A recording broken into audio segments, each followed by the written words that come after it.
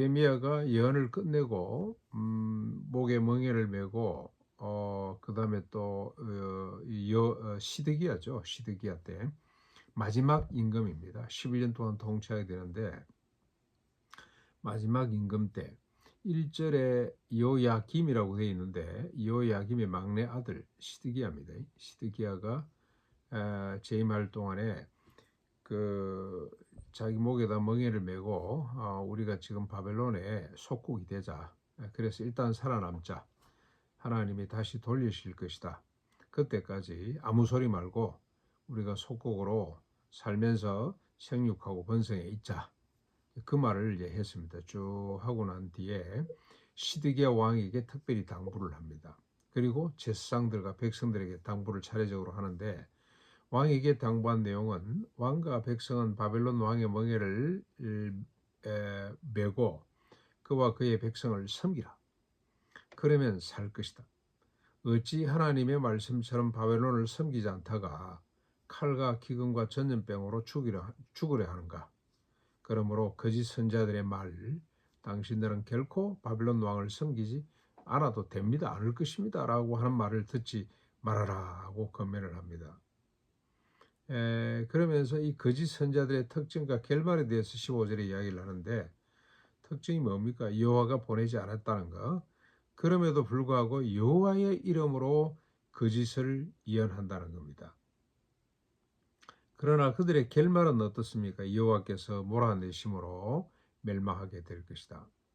자, 그래놓고 이제 예레미야가 제사장들과 모든 백성들에게 당부를 합니다. 그 내용이 16, 17절이죠. 성전의 여호와가 성전의 기구를 바벨론으로 바벨론에서 속히 돌아오게 될 것이라고 하는 거짓 선지자, 거짓 예언들을 듣지 말거라는 겁니다. 지금 이 시드기야 바로 앞에 여호야긴이라는 왕이 있었는데 이 왕 때 다 그저 와서 예루살렘 성전 기물과 왕궁의 기물들을 가지고 왔잖아요. 일부 남아 있기는 합니다만은. 근데 이제 거짓 선자들이 자꾸 뭐라고 이야기를 하냐면 그 빨리 돌아올 거다 그거. 걱정하지 말아라. 여호와께서 다시 돌려보낼 것이다. 즉시 돌려보낼 것이다고 하는 이야기를 하는데 그 말을 듣지 말라는 겁니다. 네. 18절 그러면서 만약 그들이 참된 선지자였다면 지금 남아있는 거 이거 가져가지 않도록 기도해야 될 것인데 그런 기도는 안 하고 있다는 거지. 그들이 정말로 하나님의 종이라면 지금 남아있는 기물 옮겨지지 말게 해주십시오라고 하나님께 간구해야 되는데 그 기도는 안 하고 돌아올 거라는 기도만 지금 계속하고 있는 거거든요. 상당히 이 인간적으로 보면은 긍정적이고 적극적인 사람들이라고 할 수가 있어요. 이런 이야기를 하는데 누가 좋아하지 않겠습니까? 그러나 쭉 이제 19절부터 22절까지 지금 남아있는 기물들도 느부갓네살이 남겨놓은 것이다. 실력이 없어서 안 가져간 것이 아니다. 남겨놓은 것이고 앞으로 잠시 후에 바벨론으로 옮겨질 것이며 여호와가 정하신 일정한 시간이 지나야만이 다시 돌아오게 될 것이다고 권면을 합니다.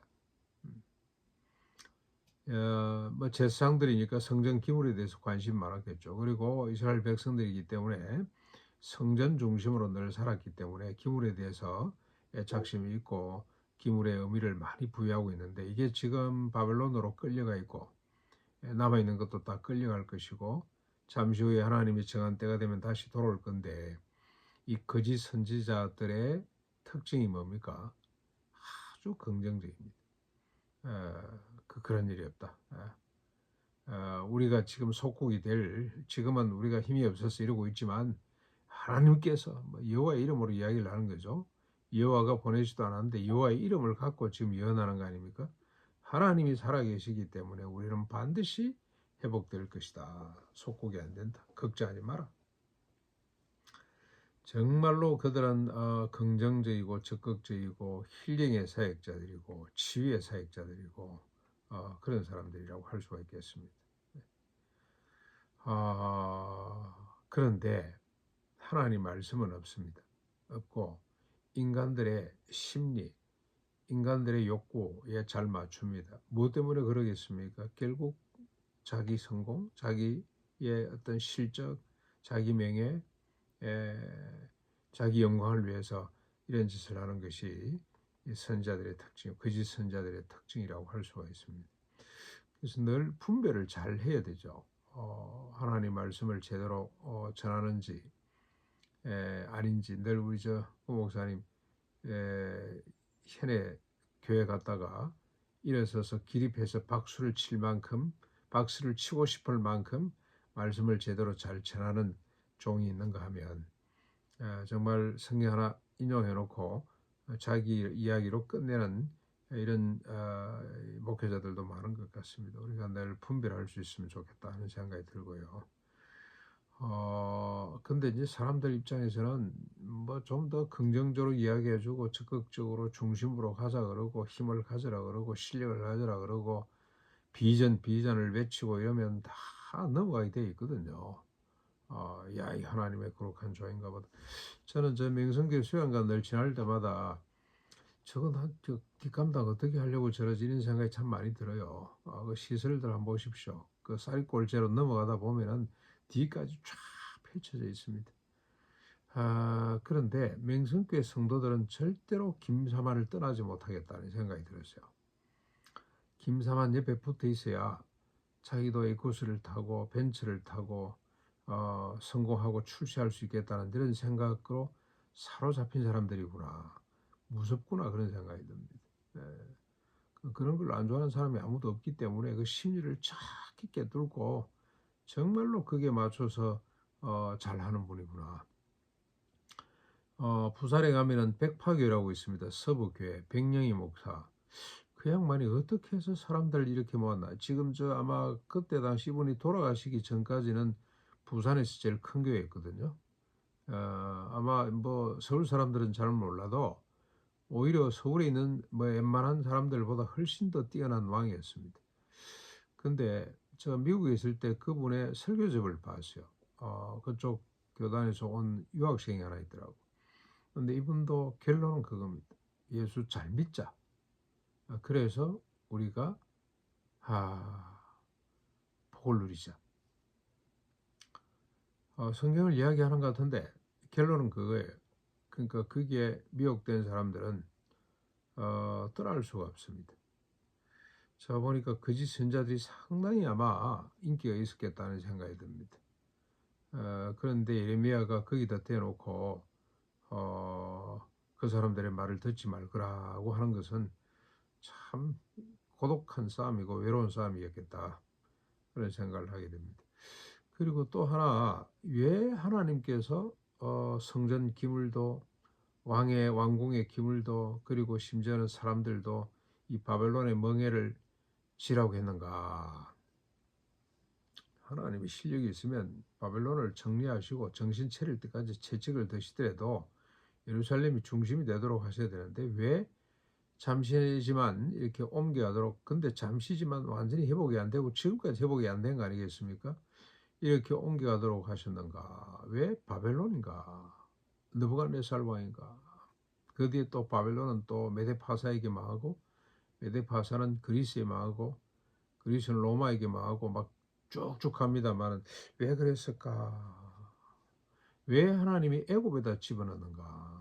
여기에 하나님의 큰 뜻이 계시는 거죠. 역사의 주인은 하나님이시다는 것도 우리가 교훈을 얻습니다만은 인간들이 이스라엘 백성들이 공의와 정의를 쫓지 않고 세상 가치를 쫓았죠. 세상 가치가 가장 잘 작동하는 나라 바벨론이라고 할 수가 있겠습니다. 그때 당시로서는 신흥 바벨론 제국 급격히 빨리 망하고 메데파사 페르시아라는 나라가 또 등장합니다만은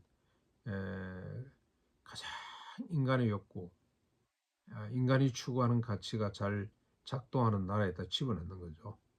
너희들이 그렇게 지향했던, 너희들이 그렇게 사모했던 힘, 중심부가 어떤 건지 너희들이 경험을 해보거라.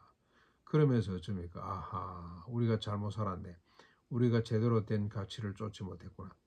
그러면서 다시 자신의 한계를 느끼고 다시 주님이 구원해 주실 날 메시아를 기다리게 하기 위해서 주님이 의도적으로 거기다 집어넣었다고 생각하시면 하나님의 오묘하심, 하나님의 신실하심, 하나님의 능하심을 우리가 고백할 수 있을 것 같습니다. 다 계산된 하나님의 뜻인데 이걸 알지 못하는 사람들은 원망하고 하나님이 살아계시는 거 맞냐 그러고 또 거짓 선자들이 나타나서 아니다. 우리 하나님은 그런 하나님이 아니다.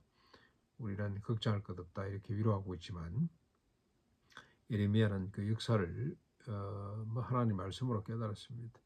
깨닫고 충고합니다. 잠시 동안 우리가 멍에를 메고 있자.